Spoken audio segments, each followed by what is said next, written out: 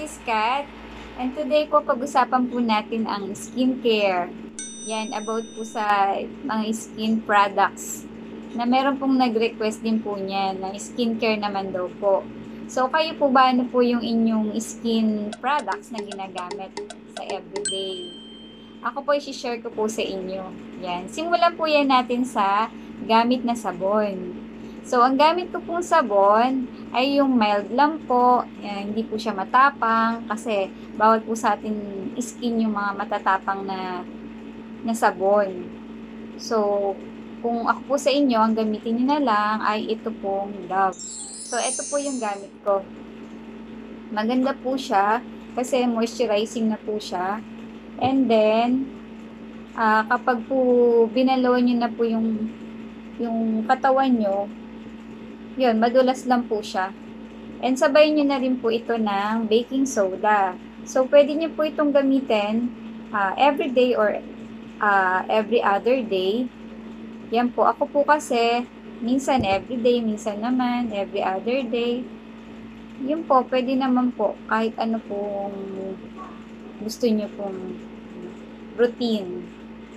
And then, after ko pong gamitin yung si Dove and si baking soda, kasi nakaka-firm po yan ng balat. Kaya, maganda po siyang combination.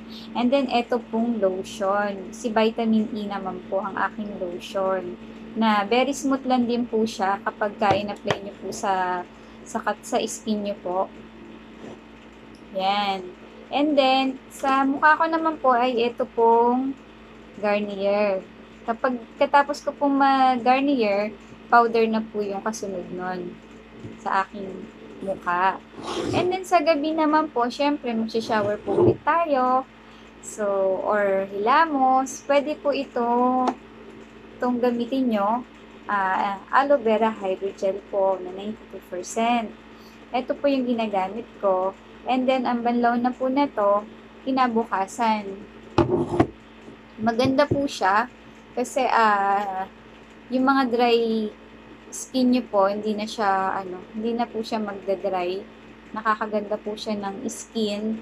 And at the same time po, kung meron po kayong spot sa mukha, kasi ako meron po dito na maliit, naglighten na po siya nung ginamit ko po ito.